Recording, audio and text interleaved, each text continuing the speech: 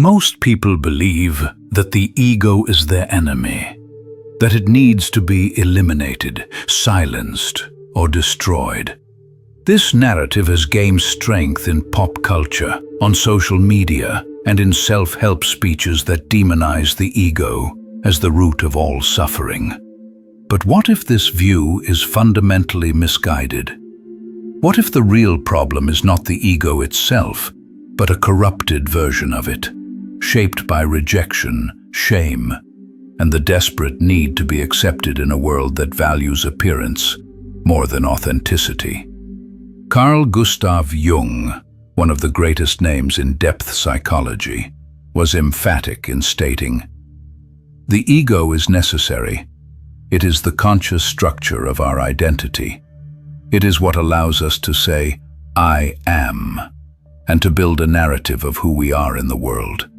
Without the ego, there is no consciousness." The problem arises when this ego ceases to fulfill its original function, being an ambassador of the self, and transforms into a tyrant that rules the personality with an iron fist, obsessed with control, image, and external validation. In this state, the individual does not live. They play a role. They perform a character to please others, to fit in and to protect themselves. And this constant performance has a devastating cost: chronic emotional fatigue, a deep sense of emptiness, identity crises, self-sabotage, and a profound disconnection from one's own essence.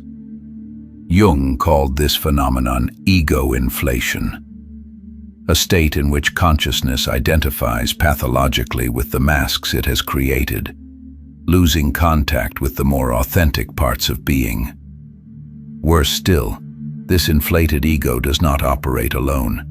It acts through complexes, unconscious psychic structures laden with emotions that hijack the personality in specific situations.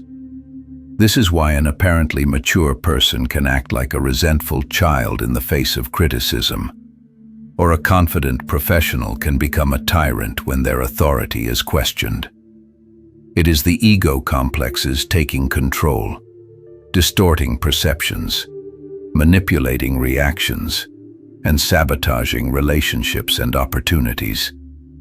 What Jung proposed then was not the destruction of the ego, then to live, and how you can reclaim the central role of your consciousness without falling into the traps of narcissism or false humility. The confusion between a healthy ego and an inflated ego is one of the greatest psychological tragedies of the modern era.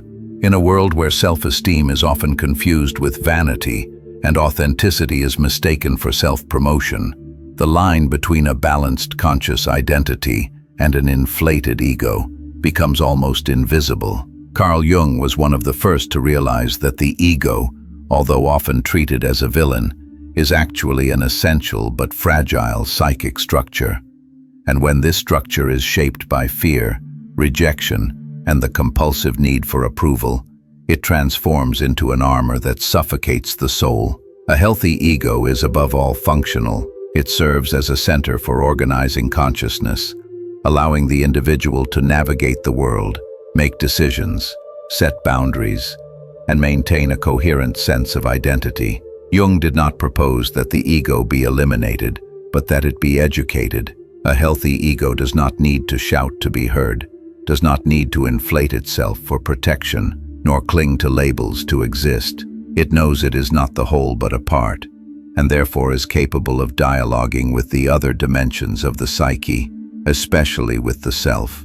In contrast, the inflated ego is a caricature of itself. It arises as a response to pain and trauma, a defensive construction created to endure an environment that did not embrace the true essence of the individual. It is the ego that learns early on that showing who one truly is means being punished, rejected, humiliated, or abandoned. So it adapts.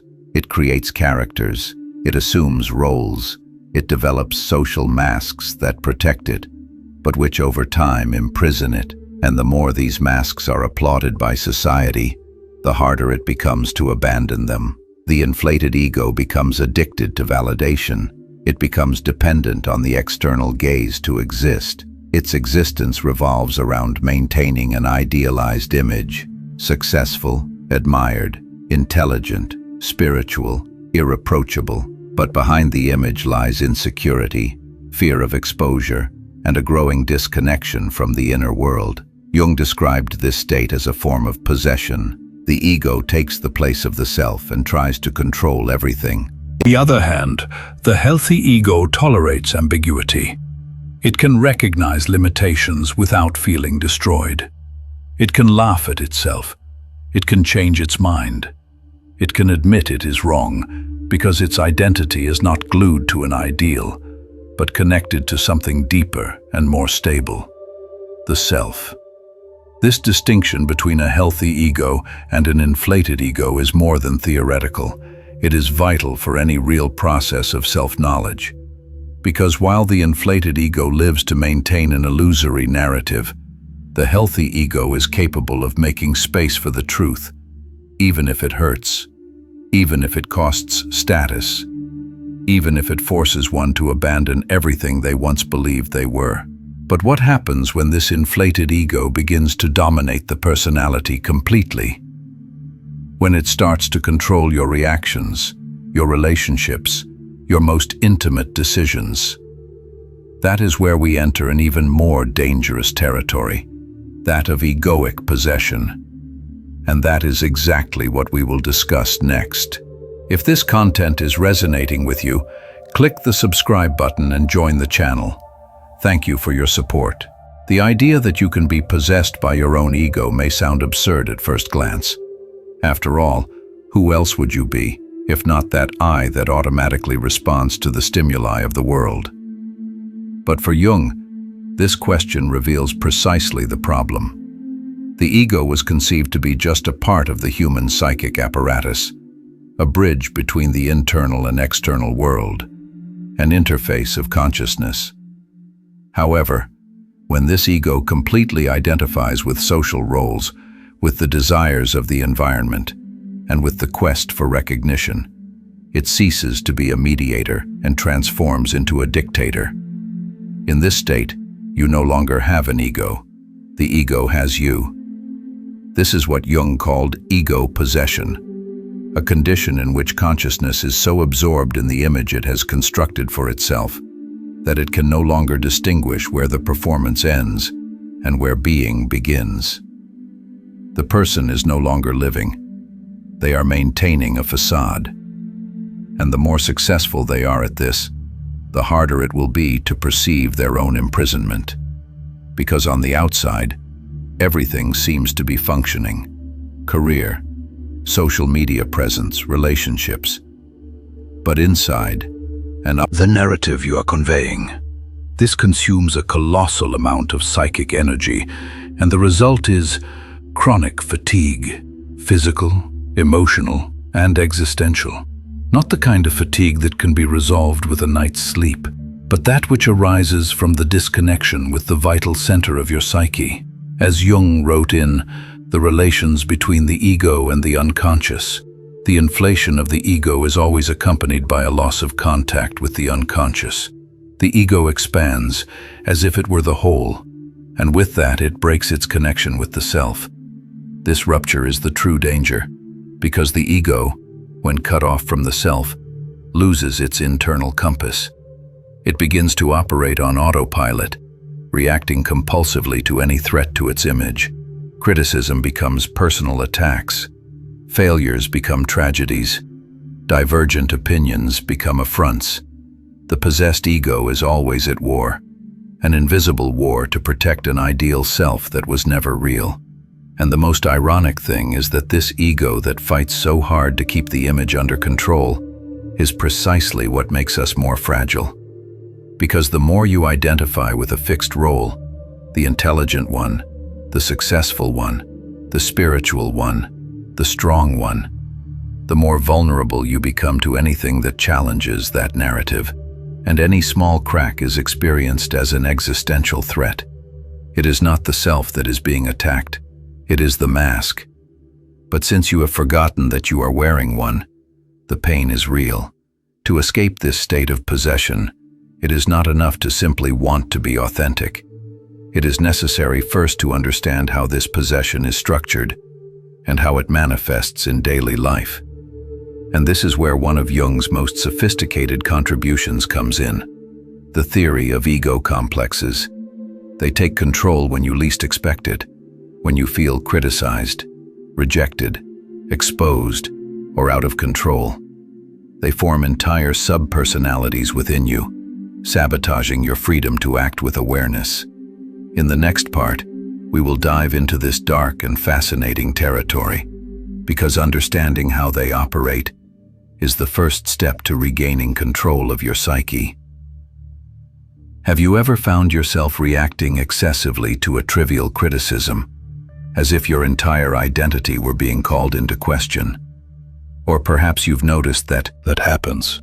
You literally cease to be who you are and become a character created by pain, shame, fear, or the need to protect yourself. Carl Jung was a pioneer in stating that we do not have complexes. Complexes have us. This seemingly perplexing statement reveals a profound truth. You can go your entire life believing you are a stable and rational person, when in fact, you are being manipulated by dissociated fragments of your own psyche, and the ego, when inflated or poorly structured, becomes the perfect ground for these complexes to operate without resistance. Imagine someone who, when criticized, reacts with disproportionate fury. That is not the healthy ego responding. It is an activated inferiority complex, an old wound, perhaps from childhood, where this person learned that being criticized meant being rejected, humiliated, or excluded. The complex acts like hidden software, commanding automatic, repetitive, and intense reactions. And the worst part, the more repressed it is, the more powerful it becomes, because the unconscious does not disappear. It merely waits for the right moment to manifest. Another common example, someone extremely competent at work, but who sabotages themselves just as they are about to be promoted. In this case, the complex may stem from unconscious beliefs of unworthiness or fear of being exposed and failing. These patterns originate from significant experiences, often traumatic, that were never understood or emotionally processed. And the ego, instead of integrating these experiences, prefers to repress them. The result, the complex strengthens in the shadows. These complexes are not mere isolated dysfunctions. They create internal systems that operate as parallel identities. You may be a kind and balanced person most of the time, but turn into someone cold, reactive, or submissive when faced with emotional threat. And this is not hypocrisy. It is psychic fragmentation. It is proof that your ego is not in control. It has been hijacked by parts of you that have been exiled, yet still cry out for expression. For Jung, the key is not to destroy these complexes, but to bring them to life. In that space lies your power. In the next part, we will explore exactly this: how to stop reacting on autopilot and start observing with presence and clarity when your ego is about to be possessed again. It is the first practical step to regaining control of your life. Self-sabotage is not a character flaw. It is also not laziness, lack of discipline, or low self-esteem, as many still believe. In fact, self-sabotage is a sophisticated psychic strategy developed by an ego that desperately tries to maintain control, even if that control costs you your happiness, your evolution, and your true potential. To understand this, we need to return to the original function of the ego, to protect the integrity of consciousness. The ego was born to ensure your survival, not to make you happy. It learned to anticipate dangers, avoid rejections, and conform to expectations. And in hostile environments, such as dysfunctional families, oppressive school systems, or societies that punish authenticity, this ego becomes rigid, defensive, and paranoid. It begins to confuse vulnerability with threat, change with risk, and growth with danger. And so even when you try to break free, it is the ego itself that sabotages. You decide to start a project you love, and suddenly you procrastinate. You try to build a healthy relationship, and you emotionally shut down. You receive an opportunity for growth, and you feel an inexplicable fear. This is not bad luck or coincidence. It is the ego trying to keep you in familiar territory, because the new, the unknown, and the authentic represent a threat to the image it has spent years constructing. And this is where the ego complexes come into play. When a situation activates an old wound, the ego does not allow consciousness to deal with it maturely. It activates a complex. And this complex, in turn, takes control and drives the sabotage. But the most insidious part is that this occurs under the guise of logic. You believe you are being rational by giving up, withdrawing, or avoiding. But in reality, you are merely obeying unconscious patterns of self-protection. Carl Jung described this process with almost surgical precision. For him, the ego, when disconnected from the self, can no longer distinguish what is real from what is projected. Weakness. It is the complex acting to protect the mask. Or think of someone who grew up hearing they were not good enough. Even as an adult with real achievements, this inferiority complex continues to operate behind the scenes. Every time an opportunity for prominence arises, the ego goes into alarm mode. What if you fail? What if they discover you are a fraud? The answer? Self-sabotage. You procrastinate, distract yourself, or get sick, all to avoid the risk of confirming that old unconscious belief. Once again, the complex wins and the self loses. And what is the cost of all this? A half-lived life, relationships that do not evolve, potentials that never come to fruition, and worse, a chronic feeling of frustration that disguises itself as fatigue, anxiety, or even cynicism. You start to believe that this is just who I am, but it is not. This is merely the you dominated by a poorly oriented ego, which confuses protection with imprisonment. The way to break this cycle is not through brute force. It is not about defeating the ego, but about understanding it, about observing clearly when these dynamics are happening, and gradually rebuilding the relationship between the ego and the self. Self-sabotage ceases when the ego stops acting as an internal enemy and begins to serve as a conscious ally of your wholeness. But how to do this? How to develop this refined perception that allows you to recognize in the heat of the moment that you are being hijacked by unconscious patterns? And, even more, how to act with freedom even in the face of these automatic impulses. In the next part, we will delve into the 3 levels of true ego mastery, according to Carl Jung, a process that goes far beyond superficial self-help and requires courage, presence, and maturity. If you want to stop being a hostage to your psyche and take command of your own life, that is where we begin. If what you're hearing resonates with you, you'll find real value in my ebooks. Beyond the Shadow breaks down Jung's core ideas, while Dialogues with the Unconscious gives you a 30-day path to apply them in your life. Both are linked in the pinned comment. Mastering the ego in the sense proposed by Carl Jung does not mean destroying it, repressing its impulses, or living repressed. Within this journey, the mastery of the ego occurs in 3 fundamental stages. First stage, recognizing ego possession, the initial awakening. This is the initial awakening. It is when the individual begins to realize that many of their attitudes, emotional reactions, and decisions are not made by a free consciousness, but by automatic patterns, complexes, social masks, and ancestral fears. This stage is deeply uncomfortable, as it requires the courage to admit that you are not in control, and perhaps never have been.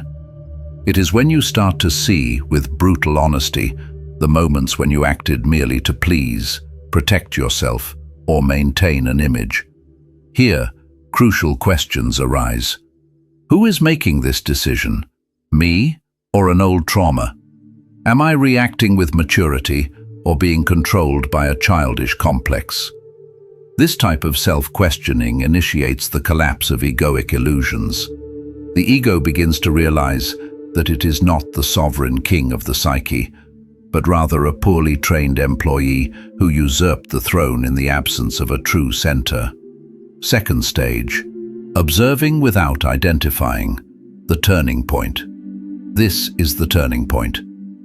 Once you recognize the acting complexes, the next step is to develop the ability to witness these internal movements without merging with them. Instead of saying, "I am angry," you start to say, "There is anger in me now." Instead of asserting, "I am a failure," you see that this is just a thought, often inherited, conditioned, and not even true. This stage is profoundly transformative because you begin to experience what Jung called the transcendent function, the ability to hold two opposites in consciousness, the ego and the unconscious. You do not deny your anger, pain, or fears, but you also do not allow them to define you. You observe them, feel them, and learn from them. Here, the ego begins to be repositioned, no longer as the center of the psyche, but as its spokesperson, its articulator, its representative in reality. Third stage, integrating the ego with the self, authentic authority. In the final stage, the ego bows before the self, not as an act of submission, but of cooperation. Willingness to face one's own inner demons. But the result is a freedom that cannot be bought, taught, or imitated. It is earned in the daily battle against the illusions of the ego. And it is precisely this freedom that leads us to the next stage, the birth of authentic authority, a state in which you no longer need to prove who you are because you simply are, but to understand what it truly means to live in this state and why it is so rare in the modern world. We need to explore how the integrated ego behaves in contrast to the culture of performance, vanity, and external approval. This is what we will address next. We live in an era obsessed with authority, but rarely true authority. Authority today is confused with influence, followers, fame, financial success, or persuasive ability. But what Jung calls authentic authority has nothing to do with performance, control, or applause. It is a type of presence that does not need to be announced, defended, or imposed. It is the authority